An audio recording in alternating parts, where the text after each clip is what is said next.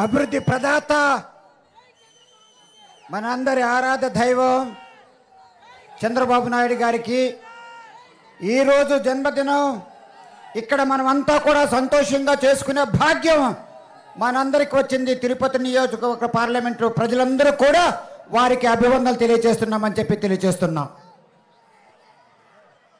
ఎంతో అనుభవంతులు, గత 40 సంవత్సరాలుగా ప్రజాసేవలో ఉంటూ సంక్షేమాన్ని ఒకవైపు, అభివృద్ధిని మరో ఒకవైపు ఆంధ్ర రాష్ట్రాన్ని ముందుకు తీసుకువెళ్తూ వస్తున్న మహానుభావుడు చంద్రబాబు నాయుడు గారు అని తెలిసి మీకు తెలుసు.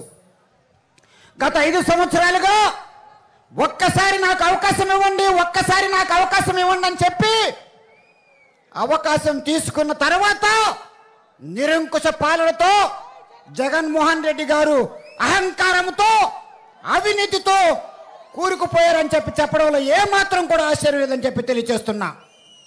సంక్షేమం అన్న పేరుతో గారడి చేస్తున్నాడు.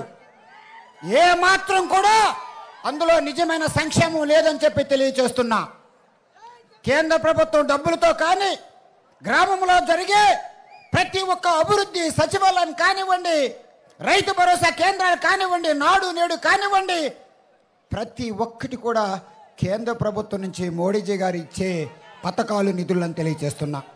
అది మాత్రం కాకోకుండా వారు మళ్ళా ఇంకొకసారి అధికారంలో రావడానికి రాష్ట్రాన్ని అప్పుల పాలు చేసి దాదాపు 12 లక్షల కోట్లు అప్పుల పాలు చేసి మరలా అధికారంలోకి వచ్చి, అధికారంలో నుండి మళ్ళీ అవినీతికి వచ్చి, అవినీతిలో నుండి రాజకీయం తీసుకోవాలని చూస్తున్నారు తప్ప ఆంధ్ర రాష్ట్రంలో జగన్మోహన్ రెడ్డి గారు ఉన్నంత వరకు మనకు ప్రజాస్వామ్యం ఉండదు. కనుక మీరందరూ కూడా ఒక్కసారి ఆలోచించి, నేను గత ఐఏఎస్ ఆఫీసర్గా ఉన్నప్పుడు ఎంతో మంది ముఖ్యమంత్రులు చూశాను, కానీ జగన్మోహన్ రెడ్డి గారు లాంటి అహంకారాన్ని, నిరంకుశ పాలన, అవినీతి పాలన నేనెక్కడ చూడలా. వాడుకుంటాడు, విడిచిపడేస్తాడు. కనుక నేను చేతులు జోడించి కోరేది ఏమిటంటే, మరలా ఆంధ్ర రాష్ట్రంలో కనుక ప్రజాస్వామ్యం ఉండాలంటే ఎన్డీఏ కూటమి ప్రదాత చంద్రబాబు నాయుడు గారు, ఆంధ్రప్రదేశ్ ప్రదాత, అందరూ కలిసి, అందరూ ఎన్డీఏ కూటమి నాయకులందరూ కలిసి ఒక తోడేల్ని పారదోలడానికి అని చెప్పి ఈ ఎన్డీఏ కూటమి ఏర్పడిందని చెప్పి తెలియజేస్తున్నా. ఒక తోడేలు రాజకీయంలో మామూలు కాదు, రాజకీయాన్ని ఒక వ్యాపారం లాగా చేసుకుంటున్న జగన్మోహన్ రెడ్డి గారిని కనుక మరలా మనం అధికారంలోకి రానిస్తే ఆంధ్ర రాష్ట్రంలో ప్రజాస్వామ్యం ఉండదు. ఒక సామాన్యుడు ఇక్కడ ఎన్నికల్లో ఉండరు. కనుక ఈ ప్రదాత